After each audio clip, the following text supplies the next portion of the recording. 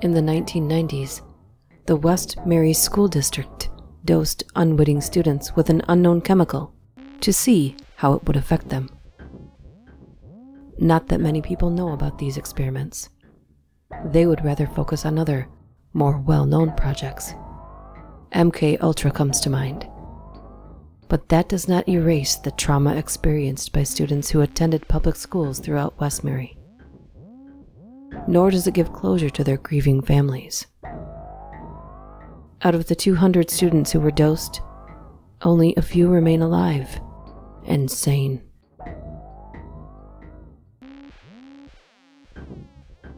The school district wanted to increase its national ranking.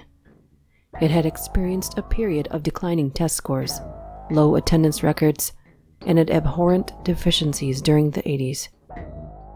A majority of these were caused by adolescents being indoctrinated into the rising rebellious attitude. High schools were hit the worst. Elementary and preschools fared a little better. Students didn't have the temptation to rebel at that age.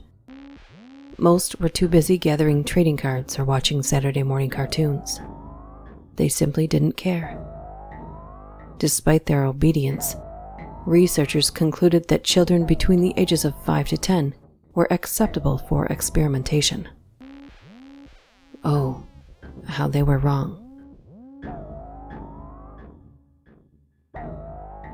In Westmary Elementary School, researchers secretly introduced the chemical to the student population through milk. This method was easier and less obvious than injection. Only a few milk cartons were selected and laced with the drug, but it was enough.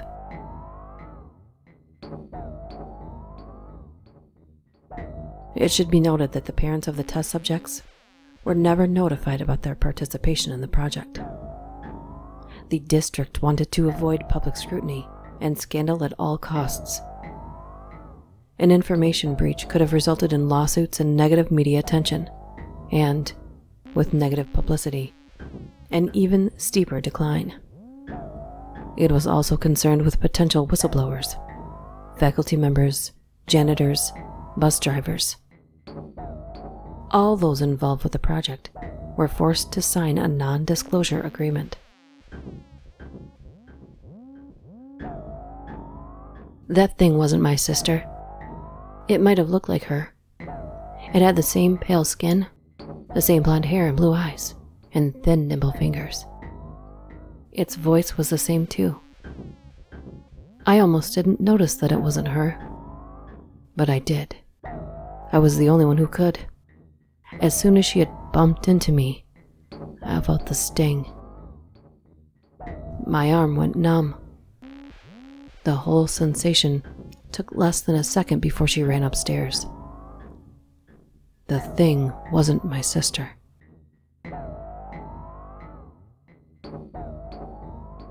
It surprised us how well it had worked. We thought that it would have taken a while, maybe even a few months at best. But the compound immediately began to affect their learning comprehension and concentration after the first dose. Student behavior changed too. They were no longer all jumpy, buzzing with embroiled energy and daydreams. They just sat down. We had their teachers watch over their assignments, and almost all of them were completed within the classroom. No homework for a week. The administration called our project a success. We were ordered to continue dosages indefinitely. The second week was even better.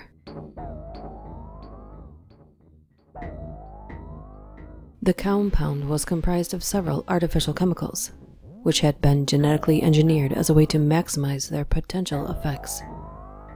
These chemicals would be carried by neurons to dopamine and neuroepinephrine receptors in the prefrontal cortex.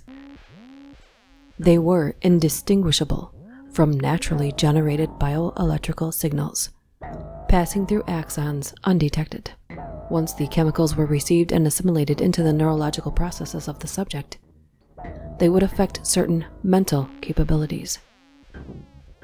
Heightened attentional control, modified working memory, overproduction of the neurotransmitters, neuroepinephrine, serotonin, and histamine, suppression of emotion.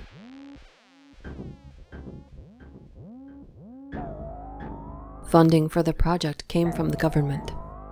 It should be obvious that Westmary lacked the materials and the manpower to conduct an experiment of this caliber. It was just a school district. The name of the department was never included in any official documents.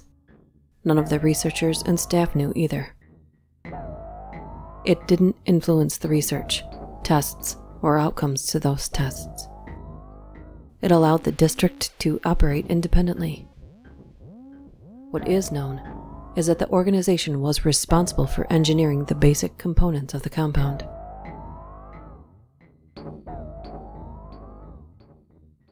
Westmary had the highest rate of unexplained deaths of any small population area in the United States.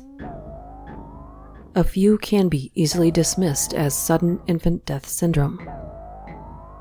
Oftentimes, a newborn is put to bed and simply dies in its sleep. A heartbreaking tragedy for any mother. The majority of these cases, however, are accidents involving sleepwalkers. Individuals will leave their homes and cross busy streets or intersections in the middle of the night, only to be struck by traffic. In one incident, a 38-year-old woman had walked into the path of an 18-wheeler, whose driver was unable to stop. Hardly anyone's fault, yet still traumatizing.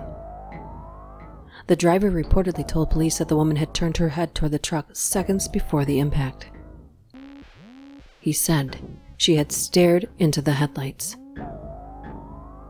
An autopsy later revealed that the woman died almost immediately, but from a burst blood vessel in the brain.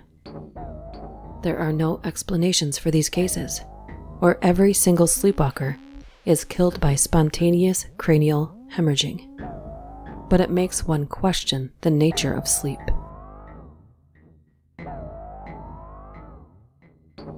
My sister didn't want dinner for a week.